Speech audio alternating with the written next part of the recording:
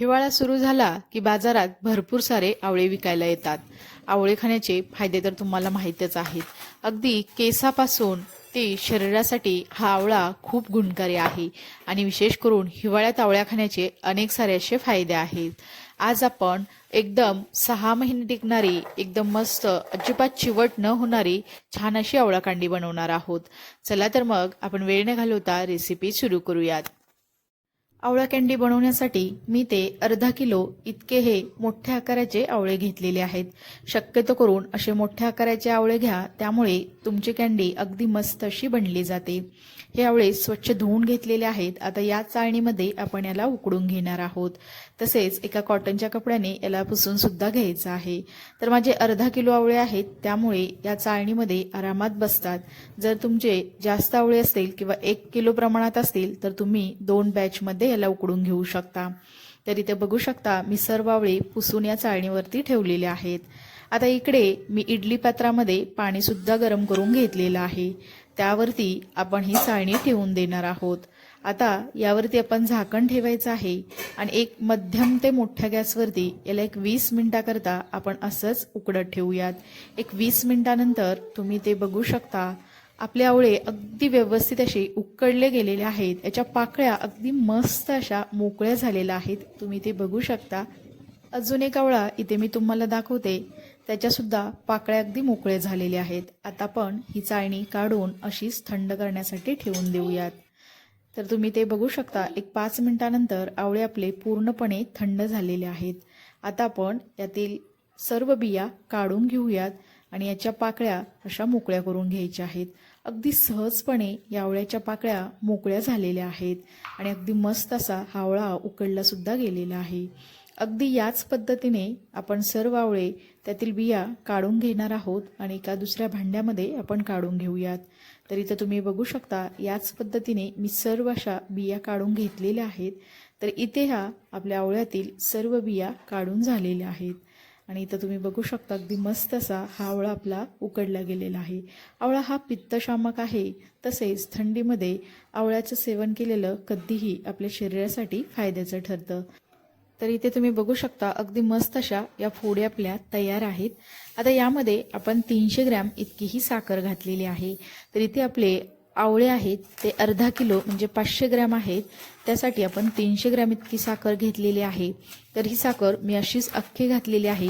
तर तुम्ही याला मिक्सरमध्ये बारीक करून म्हणजे पिठी साखर सुद्धा वापरू शकता. त्यानंतर इथे 1 लिंबाचा रस इथे घालायचा आहे. ही एक महत्त्वाची टीप आहे. त्यामुळे तुमची आवळा कांडी अजिबात काळपट पडत नाही आणि जास्त दिवस टिकली सुद्धा जाते. त्यानंतर आपण थोडंसं याला व्यवस्थित असं मिक्स करून घेऊयात. तर इथं तुम्ही बघू शकता साखर आणि लिंबाचा रस यामध्ये पूर्णपणे आपण मिक्स करून याला घेतलेला आहे. आता आपण यावरती झाकण ठेवायचं आहे आणि असेच आपण हे आवळे या साखरेमध्ये 3 दिवसाकरता मुरत ठेवूयात. परंतु दररोज एकदा आपण याला चमच्याच्या साह्याने हलवायचं आहे. काही जण पिठी साखर वापरतात, त्यामुळे 1 ते 2 दिवसच ही आवळा कँडी तुम्ही मुरत ठेवू शकता. तर इथे अख्खी साखर मी वापरलेली आहे आणि अगदी मस्त अशी यामध्ये साखर विरघळलेली आहे आणि कँडीवरती थोडासा असा थर जमासाल्यासारखा आपल्याला वाटत आहे. म्हणजे मस्त अशी साखर यामध्ये मुरली गेलेली आहे. त्यामुळे ही कँडी अगदी जास्त दिवस आरामात टिकते. आता यावरती आपण गाळणी घ्यायची आहे आणि गाळणीच्या खाली मी एक कढई किंवा एखादं भांडं ठेवायचं आहे.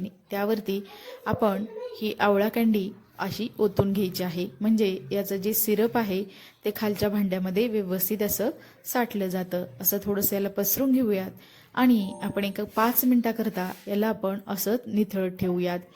5 मिनिटानंतर तुम्ही ते बघू शकता यातील पूर्ण रस हा खाली पडलेला आहे आणि ही कँडी थोडीशी अशी कोरडी झालेली आहे. तर आता आपण एका दुसऱ्या मोठ्या ताटामध्ये आपण ही सर्व आवळा कँडी काढून घ्यायची आहे. तर इथे बघू शकता मी अगदी या पद्धतीने सर्व कांडी काढून घेतलेली आहे आणि ताटामध्ये इथं तुम्ही बघू शकता व्यवस्थित अशी याला पसरून घेतलेलं आहे। तर ही आवळा कँडी अगदी डायरेक्ट अशी जास्त कडकडीत अशा उन्हामध्ये न ठेवता आपल्या घरामध्ये एखादं कोवळं ऊन येतं किंवा हलकंसं 4-5चं जे ऊन असतं त्यामध्ये तुम्ही 1 ते 2 तासाकरता ठेवू शकता किंवा फॅनखाली सुद्धा सुकवले तरी चालू शकतं। अगदी 2 दिवस याला सुकवून घ्यायचं आहे। 1-2 दिवसानंतर तुम्ही ते बघू शकता आपली आवळा कँडी अगदी व्यवस्थित अशी सुकली गेलेली आहे, अजिबात चिवट झालेली नाही, अगदी सहजपणे ती तुटली जात आहे। आता यावरती आपण थोडीशी पिठी साखर अशी भुरभुरायची आहे आणि यामध्ये व्यवस्थित अशी ही कँडी आपण मिक्स करून घेऊयात।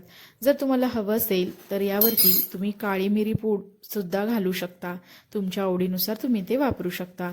तर या पिठी साखरीमध्ये याला आपण व्यवस्थित असं घोळून घेतलेलं आहे आणि इथेही आपली अगदी मस्त अजिबात काळपट न होणारी तसेच अजिबात चिवट न होणारी एकदम मस्त अशी ही आवळा कँडी बनवून तयार आहे।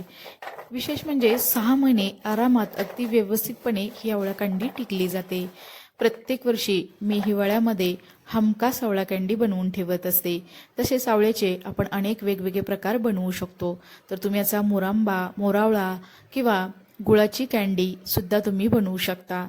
तर ही आवळा कँडी साठवण्यासाठी एका काचेच्या बरणीमध्ये भरून ठेवायची आहे किंवा एखादा एअरटाईट असा डब्बा घ्यायचा आहे आणि त्याला व्यवस्थित असं झाकण लावून ही आवळा कँडी ठेवायची आहे। त्यामुळे 6 महिने ती अगदी आरामात व्यवस्थित अशी टिकली जाते।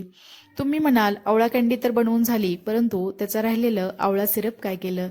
तर हे आवळा सिरप फेकून न देता एका काचेच्या बरणीमध्ये किंवा एअरटाईट अशा डब्यामध्ये तुम्ही हे भरून ठेवू शकता। त्या अगोदर मी एकदा याला गाळणीने गाळून घेतलेला आहे आणि याला काचेच्या बरणीमध्ये मी भरून अगदी झाकण लावून व्यवस्थित असं आपण फ्रीजमध्ये स्टोअर करू शकता आणि तुम्ही दररोज यातील थोडं थोडं सिरप घेऊ शकता, कारण केसासाठी आवळा हा खूप उपयुक्त आहे।